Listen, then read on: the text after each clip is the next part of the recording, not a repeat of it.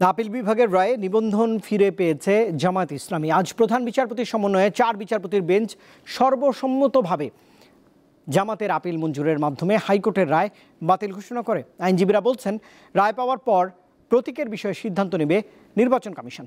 Walton BLDC fan, খরচ বাঁচে 65% পর্যন্ত। ওয়ালটন বিএলডিসি ফ্যান ছড়ায় স্বস্তির সবুজ হাওয়া।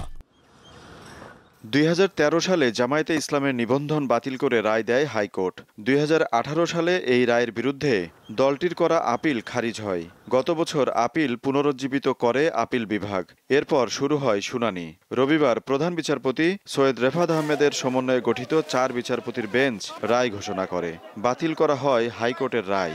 হাইকোর্টের যে রায় ছিলেন এই রায়কে বাতিল ঘোষণা করেছেন এবং ইলেকশন কমিশনকে নির্দেশনা দিয়েছেন বাংলাদেশ জামায়াতে ইসলামীর রেজিস্ট্রেশন এবং অন্য যে সকল ইস্যু ইলেকশন কমিশনের সামনে আছে বা আসবে সেগুলো যেন দ্রুতই নিষ্পত্তি করেন।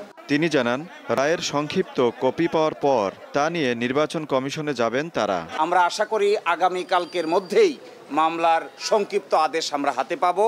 এই সংক্ষিপ্ত আদেশ আমরা ইলেকশন কমিশনের কাছে অ্যাপ্রোচ করব। বাকিটা ইলেকশন কমিশন আইন অনুযায়ী অতি দ্রুত জামাতের নিবন্ধন এবং জামাতের প্রতীক বুঝিয়ে দিবেন, এটা আমরা প্রত্যাশা করি। নির্বাচন কমিশনের আইনজীবী জানান, রায়ে নিবন্ধনের বিষয়ে বলা হয়েছে, কিন্তু দলটির প্রতীক নিয়ে কোনো আদেশ দেয়া হয়নি। ইলেকশন কমিশনকে আমি জানাবো, তারপর ওনারা অর্ডারটা দেখে ইলেকশন কমিশন ব্যবস্থা নেবে। প্রতীকের বিষয়টা কি হবে? প্রতীকের বিষয়টা এই মামলার ইস্যু ছিল না। প্রতীকের বিষয়ে অনারেবল কোর্ট কোনো ডিরেকশন দেননি।